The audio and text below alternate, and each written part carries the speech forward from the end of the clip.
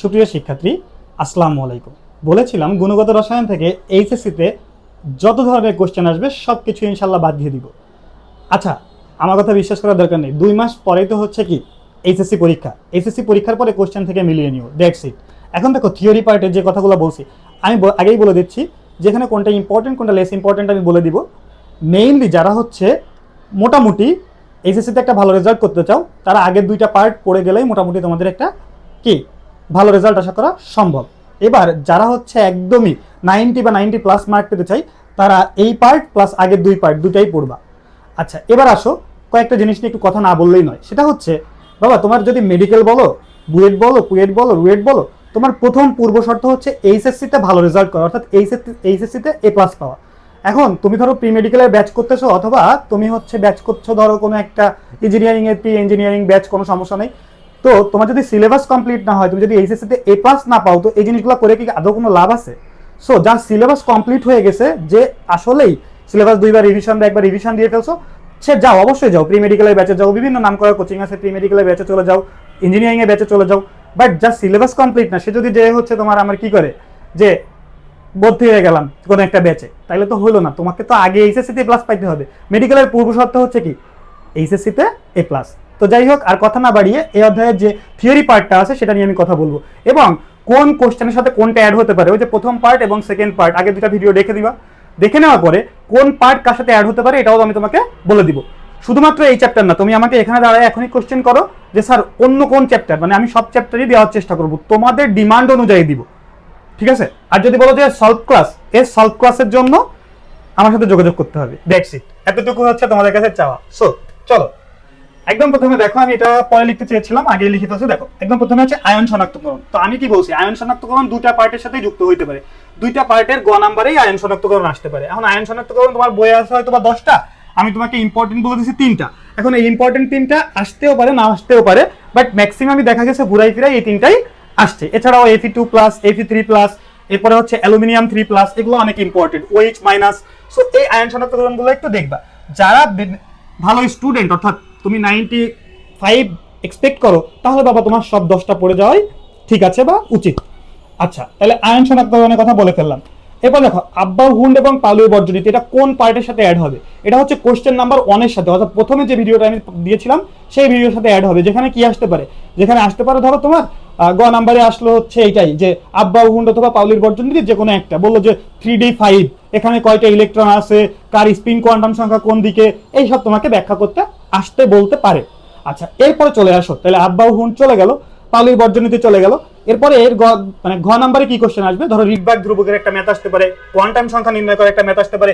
এবার যে জিনিসটা এখানে আমি লিখি নাই, সেই জিনিসটা আমি মুখে বলে দিচ্ছি, সেটা হচ্ছে তড়িৎ চুম্বকীয় বর্ণালী। তবে এটা মুখস্থ রাখো, কারণ কি জানো, তোমাকে ঠাস করে বলবে যে এটা কোন আসমানি কালার দেয়, নাকি কি কালার দেয়, হলুদ কালার দেয়, কমলা কালার দেয়, নাকি দৃশ্যমান বর্ণালী দেয়। তো এটা তোমাকে হচ্ছে কি ওই ল্যামডার মান বের করে ন্যানোমিটারে যেয়ে তোমাকে দেখতে হবে কোন ন্যানোমিটারের ভিতরে এটা পড়ছে। সো এটা গেল আব্বাহুন্ড এবং পাউলির বর্জনীতি। এরপর দেখো সমায়ন প্রভাব, আমি বলে দিয়েছি যে সেকেন্ড পার্টের সাথে সমায়ন প্রভাবের ম্যাথ আসতে পারে, অ্যাজ ওয়েল অ্যাজ থিওরি আসতে পারে। সেকেন্ড পার্ট অর্থাৎ কেএসপি কেআইপি যে পার্টটা আছে সেখানে আসতে পারে সমায়ন প্রভাব। দেখো এই পার্টটা অনেক ইম্পর্টেন্ট, লেখচিত্র থেকে দ্রাব্যতা নির্ণয়।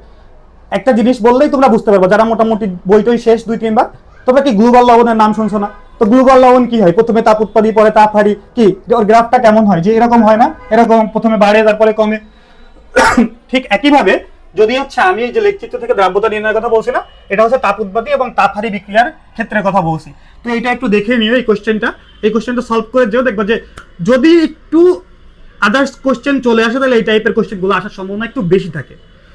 আচ্ছা, এরপর দেখো বর্ণালী সিরিজের উৎপত্তি। তো একটা গ নাম্বারের কোশ্চেন না, অথবা ঘ নাম্বারের কোশ্চেন আসতেই পারে যে বর্ণালী সিরিজ অর্থাৎ হাইড্রোজেন পারমাণবিক বর্ণালী সিরিজের উৎপত্তি ব্যাখ্যা করো, আসতে পারে।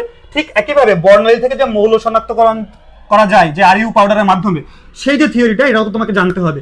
এই দুইটাই কিন্তু গ ঘ নাম্বারের কোশ্চেন, সো ভালো করে পড়ে যেও। আচ্ছা, একদম কমন কোশ্চেন যেটা আমি একদম লাস্টে রাখছি, সেটা হচ্ছে রাদারফোর্ড আর বোর পরমাণু মডেল। এইচএসসিতে জেনারেলি এই টাইপের কোশ্চেনগুলো আগে আসতো, 2015-16-17 দিকে আসতো, এখন একটু কমে গেছে। এগুলো এখন পাওয়া যায় কি কলেজের কি বলে ওই অর্ধবার্ষিক পরীক্ষায়। তারপরেও আমি বলবো রাদারফোর্ড বোর পরমাণু মডেলটা পড়বা, বিশেষ করে বোর পরমাণু মডেলের স্বীকার্য 3টা তো পড়বাই। আর ম্যাক্সিমাম রাদারফোর্ডের ওই যে আলফা কণা বিচ্ছুরণ পরীক্ষা এবং এদের দুজনের ভিতরে কি পার্থক্য আছে, কোনটা ভালো কোনটা অধিক গ্রহণযোগ্য, একদম ছোটবেলা 9-10 এর বিষয়। সো এটা নিয়ে আর কথা বলবো না। আচ্ছা, এবার আসো ইউবি আইআর এমআরআই রশ্মি। শোনো, জাল পাসপোর্ট শনাক্তকরণে ইউবি রশ্মি ব্যবহার করা হয়। গ নাম্বারে আসে, খ নাম্বারে আসে, ক নাম্বারেও মনে হয় জাস্ট কোশ্চেন আকারে দিয়ে দিতে পারে যে কোনটা দ্বারা শনাক্ত করা হয়। সো ইউবি একটা ইম্পর্টেন্ট জিনিস। এমআরআই এর গুরুত্বগুলো পড়বা আর আইআর রশ্মির ব্যবহারটা পড়বা। এই হচ্ছে মোটামুটি এখানে টপিকস। এবার দেখো কয়েকটা টপিকস, যে টপিকসগুলো আমরা হচ্ছে কি করি, স্কিপ করি। বাবা তুমি মানো অথবা না মানো, এই টপিকস তো কিন্তু মেডিকেলের জন্য ইম্পর্টেন্ট, এবং মেডিকেলে এখান থেকে মোটামুটি থিওরিটিক্যাল কোশ্চেন আসে। এখন বাবা তুমি মেডিকেলের জন্য ইম্পর্টেন্ট তাই বলে যদি তুমি এখন এইচএসসির জিনিসটাকে কি করো যে এইচএসসি হচ্ছে আমি আগেই বাদ, আমি মেডিকেলের প্রিপারেশন আগেই নিচ্ছি, বাবা তুমি নাও, আমার কোনো দুঃখ নাই।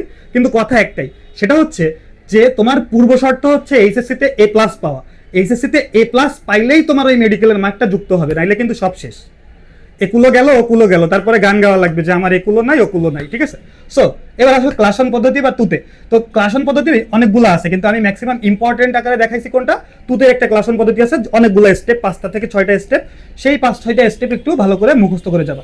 এবার দেখো দ্রাবক নিষ্কাশনের থিওরিটা পড়বো, যে দ্রাবক নিষ্কাশন কিভাবে করা হয়, এবং দ্রাবক নিষ্কাশনের একটা ম্যাথ আছে, ওই যে সূত্র বড় কেডি দিয়ে একটা সূত্র আছে, ওই দ্রাবক নিষ্কাশনের এই ম্যাথটা তোমাকে করে গেলে মোটামুটি কি এই চ্যাপ্টারটা কভার হয়ে যাবে। এরপরে ক্রোমাটোগ্রাফি কি জিনিস, ক্রোমাটোগ্রাফির থিওরিটা পড়ে যাবা, আর আংশিক পতনের থিওরিটা একটু আইডিয়া নিয়ে যাবা। এই হচ্ছে থিওরি পার্ট। এই থিওরি পার্টটা মানে প্রথম কোশ্চেন এবং দ্বিতীয় কোশ্চেন দুইটার সাথেই অ্যাড হতে পারে। আর প্রথমে তো আমি বলে দিলাম কোশ্চেন নাম্বার 1-এ কি আসতে পারে, কোশ্চেন নাম্বার 2-তে কি আসতে পারে। তো এই চ্যাপ্টার থেকে ম্যাক্সিমাম দেখা গেছে 2টা কোশ্চেন আসতে, আর মিনিমাম একটা কোশ্চেন সবসময়ই থাকবে, এটা নিয়ে কোনো কনফিউশন নাই। সো তুমি যদি ভালো রেজাল্ট করতে চাও এই জিনিসগুলো কভার করবা। আর তবে অনেকেই দেখছি হচ্ছে অনেক কিছুই করো, আমি কারোর বদনাম করতে টোটালি পছন্দ করি না, কিন্তু একটা কথা বলবো, যে মানে টিচার তোমাকে এই জিনিসগুলো পুরোটা কভার করবে অথবা পুরোটা প্র্যাকটিস করায় না দিবে, বুঝবে যে তোমার কাছে তুমি 100% পাচ্ছ না। কারণ কি, এই জিনিসগুলাই ঘুরে ফিরে এই চ্যাপ্টারে আছে, ঠিক আছে? সো যদি কারোর মনে হয় যে এই জিনিসগুলো শেখা উচিত বা মানে শিখতে হবে, এখনো এসএসসি পরীক্ষার 2 মাস আছে, আমি অনেক চ্যালেঞ্জিং ভাবে পড়াশোনা করাইতে পছন্দ করি। তো তোমার যদি মনে হয় যে এই 2 মাসে তোমাকে ইমপ্রুভ করতে হবে, ইউ জাস্ট কন্ট্যাক্ট মি, আমি তোমাকে হেল্প করবো ইনশাল্লাহ। সো শুধুমাত্র এই চ্যাপ্টার না, আমি পুরো এইচএসসির বই কথা বলছি, যদি তোমার পুরোপুরি একটা আইডিয়া থাকে আমি তোমাকে 2 মাসে শেষ করে দিতে পারবো, ইনক্লুডিং জৈব যৌগ, ইনক্লুডিং জৈব যৌগ। আবারও রিপিট করতেছি। সো এই জিনিসগুলা হচ্ছে জাস্ট কি ক্লিয়ার করবা। সো দেখা হবে নেক্সট ভিডিওতে। আর একটা রিকোয়েস্ট, সেটা হচ্ছে আমার এই জিনিসগুলো তোমরা যারা আসো, আশেপাশে যত কলেজ আছে, সিটি কলেজ, বয়রা কলেজ, ঠিক আছে, সুন্দরবন কলেজ, মানে যত কলেজ আছে, পাবলিক কলেজ, তোমাদের যে বন্ধুরা আছে তাদের ইনবক্সে অথবা তাদেরকে একটু মেনশন দিবা, এবং তাদের সাথে শেয়ার করে নিজেরাও উপকৃত হবা, এবং তাদের সাথে ডিসকাস করে দুইজনে মিলে গ্রুপ স্টাডি করে উপকৃত হতে পারো। So thank you very much, দেখা হচ্ছে নেক্সট ভিডিওতে। আসসালামু আলাইকুম।